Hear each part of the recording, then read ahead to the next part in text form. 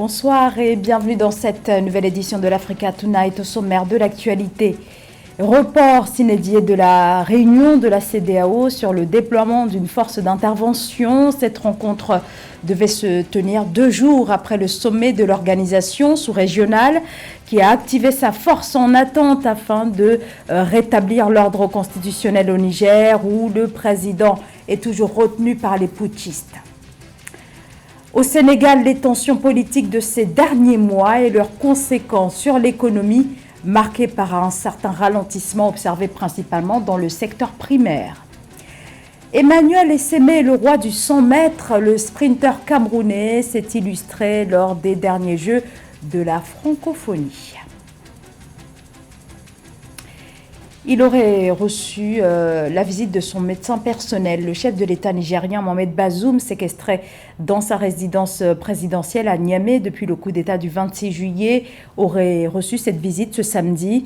Il va bien au vu de la situation, a déclaré le médecin de Mohamed Bazoum, qui décrit un traitement, je cite, inhumain et cruel, fin de citation, en parlant du traitement réservé au président Mohamed Bazoum et sa famille, à savoir son épouse et son fils, détenus eux aussi par les putschistes.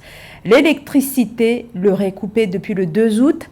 Et sur le plan alimentaire, les conditions seraient là aussi difficiles. Cette visite du médecin personnel du président Bazoum intervient au lendemain de l'inquiétude exprimée notamment par l'Union africaine et l'ONU concernant les conditions de vie et l'état de santé du chef de l'État.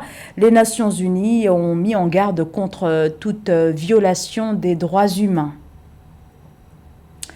Cette visite intervient également 2 jours après la décision de la Communauté économique des États d'Afrique de l'Ouest d'activer sa force en attente afin de rétablir le président nigérien dans ses fonctions. Les chefs d'état-major de la CEDEAO devaient se réunir ce samedi au Ghana, mais la rencontre est finalement reportée sine die.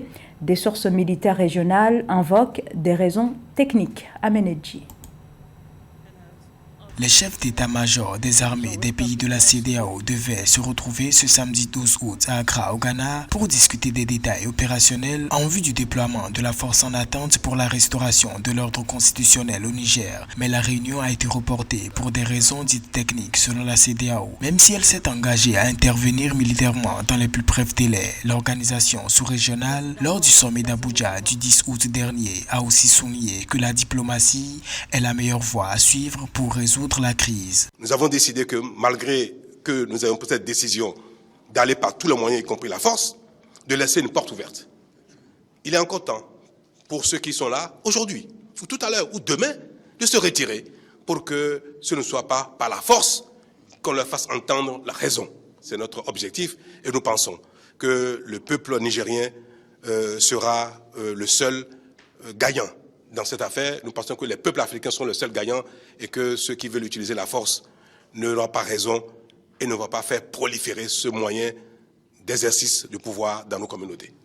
La CEDEAO avait déployé sans succès des efforts diplomatiques pour résoudre la crise au Niger et travaille en étroite collaboration avec les acteurs concernés. Dans le cadre de sa position ferme contre les coups d'État en Afrique de l'Ouest, l'instance a insisté sur la nécessité de respecter les principes démocratiques et les institutions établies en exhortant toutes les parties à privilégier la voie du dialogue politique afin de résoudre les différends.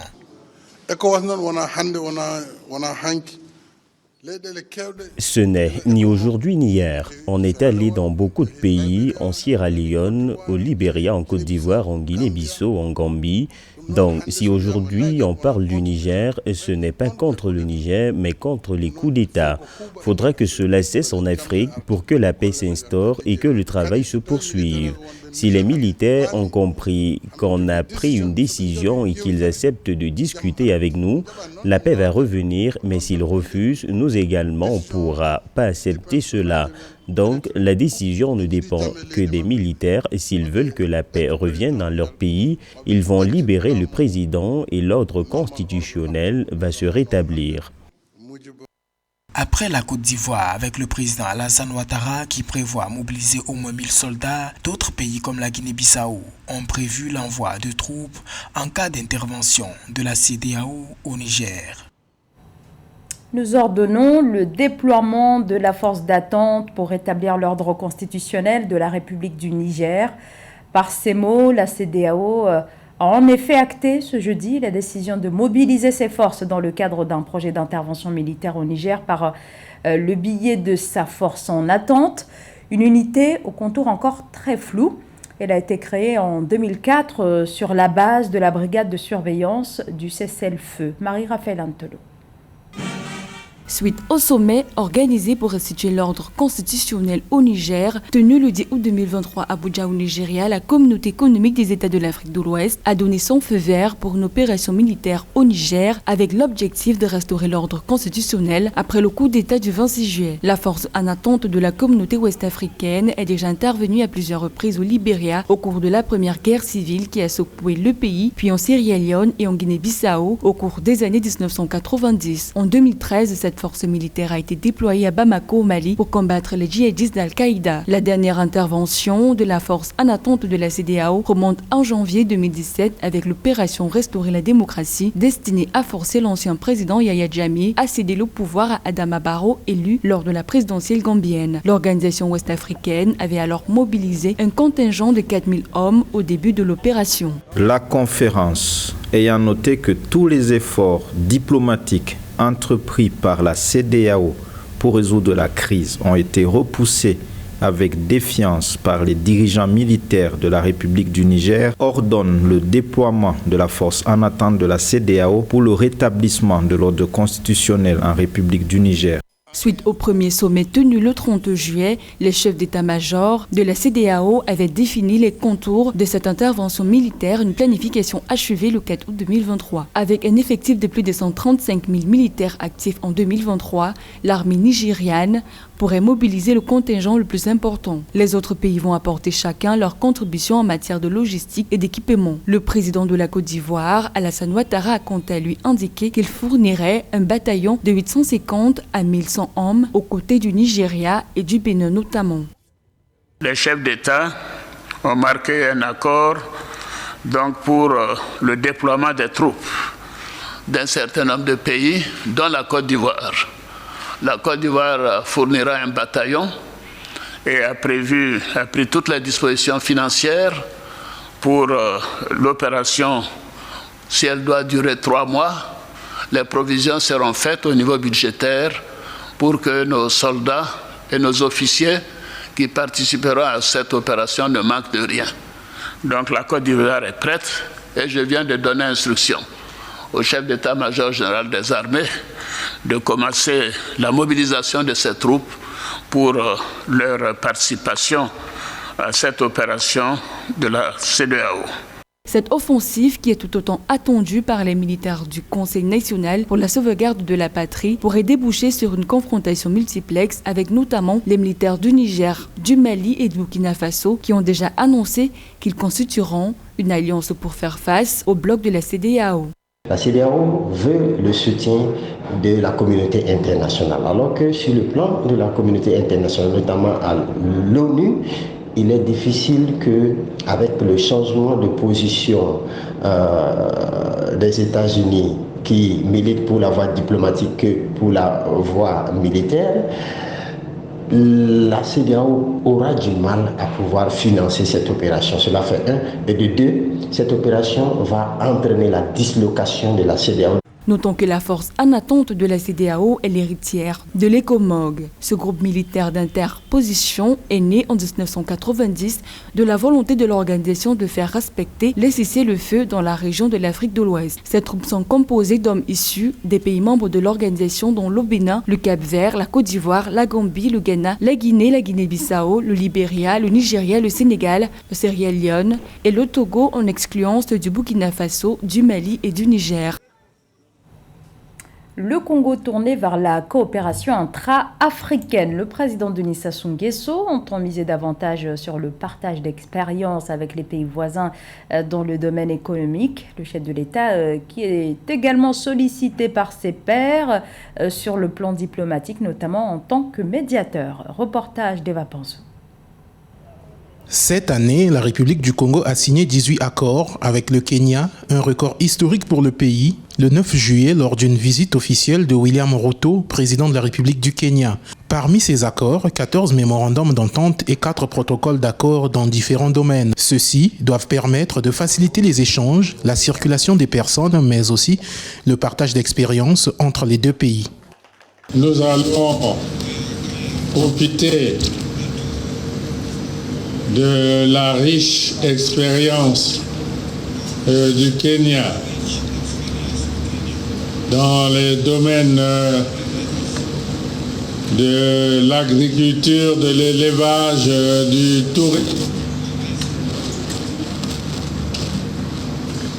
et aussi dans d'autres secteurs. Denis Sassou Nguesso, l'un des doyens des chefs d'État africains, est souvent sollicité par ses pairs grâce à son expérience dans la médiation pour divers conflits en Afrique, entre autres le dossier libyen et la crise à l'est de la République démocratique du Congo. Son engagement en faveur des questions environnementales fait du Congo l'un des viviers écologiques de la planète, avec le bassin du Congo qui l'abrite, deuxième poumon écologique mondial après l'Amazonie. Les pays industrialisés qui sont les principaux pollueurs, il faut qu'ils le réalisent et que l'Afrique attend des retours. Mais sur ces questions, oui, et nous parlerons d'une seule voix. On a commencé à Paris récemment et ce débat se poursuivra. La République du Congo devrait connaître une croissance économique de 3,5% en 2023 contre 1,5% l'an dernier selon la Banque mondiale. Cela pourrait contribuer à la visibilité du pays à l'extérieur et notamment à l'intérêt d'investisseurs étrangers. Au Sénégal, les tensions politiques et les violences des derniers mois représentent un nouveau coup dur pour le tourisme, le commerce et le secteur informel. Au mois de juin, au plus fort de la crise sociopolitique, l'économie sénégalaise aurait, selon les autorités, connu une forte décélération avec une contraction de 1,5% en glissement annuel. Philomentine. Si la situation économique du Sénégal reste résiliente selon la Banque mondiale, néanmoins, elle a été affectée par un certain nombre de chocs, dont la crise sociopolitique qui a éclaté depuis le début du mois de juin 2023 après la condamnation de l'opposant Ousmane Sonko à 2 ans de prison ferme. L'indice général d'activité du ministère sénégalais des Finances et du Budget révèle une contraction d'1,5% de l'économie sénégalaise en glissement annuel. Les troubles de ces derniers mois ont occasionné effectivement des conséquences dramatiques sur l'économie sénégalaise. L'arrêt constaté pendant au moins 2-3 jours a effectivement permis de constater que la circulation des biens et des personnes était extrêmement limitée, au point qu'au port de Dakar, personne n'osait sortir un seul conteneur. Il va de soi que dans cette situation, la productivité et la production des entreprises ne s'en portera pas mieux, et donc toute baisse de production pour un pays en développement va sûrement se répercuter sur le PIB. Le secteur primaire sénégalais et les revenus des taxes sur les biens et services ont été principalement impactés par la crise politique. Les autres secteurs seraient notamment le tourisme, un secteur qui pèse 6,7% du produit intérieur brut, déjà affecté par la crise sanitaire du Covid-19, le secteur informel et le commerce. Beaucoup d'activités ont été en fait touchées. Si vous prenez toutes les marchandises qui devaient transiter au port et sortir, si vous prenez des entreprises qui ont dû fermer, si vous prenez le tourisme, c'est une catastrophe. Et sans compter cette économie informelle qui ne trouvait plus son petit marché du jour ou de la nuit parce que tout brûlait. Et donc c'est des pans entiers de l'économie sénégalaise qui étaient en fait touchés. Par ailleurs, après avoir ralenti à 4,7% en 2022, la croissance économique du Sénégal devrait rebondir à plus de 5,3% en 2023, en partie sous l'effet de l'émergence de son secteur gazier pétrolier, selon le Fonds monétaire international. Toutefois, ces performances pourraient être compromises par le report à 2024 du démarrage de la production du pétrole au Sénégal. Vers la construction de centrales nucléaires en Ouganda, annonce faite par le président Yoweri Museveni. Il s'agira de 2 centrales nucléaires qui devrait voir le jour grâce à un partenariat avec la Russie et la Corée du Sud. L'ambition est de taille 15 000 MW pour les toutes premières centrales nucléaires d'Ouganda. Un objectif ambitieux dans ce pays qui ne possède à ce jour aucune installation nucléaire. Mais si le projet se concrétise, il s'agira d'un pas important pour l'Ouganda, où près de la moitié de la population n'a pas accès à l'électricité. Mais pour l'heure, aucun calendrier n'a été annoncé, les montants de financement non plus à propos de ce projet. Emmanuel Essémé, le sprinter, a une nouvelle fois fait sensation. Cette fois, c'était dans le cadre des derniers Jeux de la francophonie. L'athlète camerounais s'est imposé dans la finale du 100 mètres. Le sprinter de 29 ans est le champion des pays francophones dans cette discipline. Emmanuel Essémé qui continue ainsi de façonner son parcours. Reportage Narcisse Oum. À 29 ans, Emmanuel Essémé est une véritable flèche de la course à pied, spécialiste du 100, 200 et du relais 4x400 mètres. Il est l'actuel détenteur des records nationaux du Cameroun dans les deux premières disciplines avec des temps de 10,8 secondes et 20,31 secondes. Sur le plan international, le sprinter a participé aux championnats du monde, aux championnats d'Afrique, mais aussi aux Jeux olympiques de Tokyo, organisés en 2021 sur 200 mètres. En remportant le 1er août 2023, lors des Jeux de la francophonie au stade des Martyrs de Kinshasa, la finale du 100 mètres messieurs en 10,4 secondes, une des courses les plus prestigieuses des compétitions d'athlétisme. Emmanuel Essémé détient le nouveau record des 100 mètres des Jeux de la francophonie. Le sprinter a fait tomber le chrono établi par l'Ivoirien Olivier Zirignon aux Jeux de 1997 à Madagascar en 10,07 secondes. Maintenant, je peux dire que ma force, c'est tout le sacrifice que je fais dans ce sport. J'essaie d'utiliser ça comme une, comment je peux dire, comme une poussée pour pouvoir faire de grandes performances, parce que je pense que j'ai fait beaucoup de sacrifices et je ne peux pas accepter que tout ce sacrifice-ci aille dans l'eau. Donc ma force, c'est plus tout le sacrifice que je fais et je veux savoir que je ne suis pas en train de perdre quelque chose. Emmanuel Essémé n'a pas toujours été sur les pistes de l'athlétisme. Ingénieur de formation, il a dû lever le pied sur sa carrière d'ingénieur pour consacrer plus de temps à l'athlétisme dès 2017. Il est remarqué par le coach Patrice Kinang de Cameroun Sport Club à Yaoundé, où il s'impose donc très rapidement dès septembre de cette année-là. Pour se retrouver sur les podiums, le diplôme en ingénierie en environnement de l'École des travaux publics du Cameroun a dû sacrifier son temps de repos pour le sport. Et la plupart de mes entraînements sont en soirée après le travail. Donc je quitte du boulot et puis je vais aux entraînements. En 2018, il remporte 2 médailles d'or lors de sa première participation aux Jeux universitaires à Maroua en remportant les épreuves de 100 mètres et 200 mètres. L'ancien footballeur de l'équipe de l'École des travaux publics de Yaoundé lors des Jeux universitaires en 2017 est aujourd'hui pensionnaire de l'équipe française d'athlétisme du Strotting. Dans ce club, dans lequel Emmanuel Essémé évolue depuis 2022, il participe depuis l'Hexagone à différentes réunions.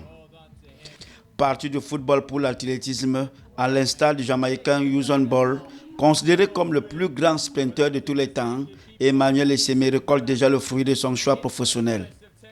L'un de ses plus gros challenges est d'effectuer des courses sur 100 mètres en dessous des 10 secondes. C'était le journal de la rédaction. Merci de nous avoir suivis. L'information continue sur Africa 24.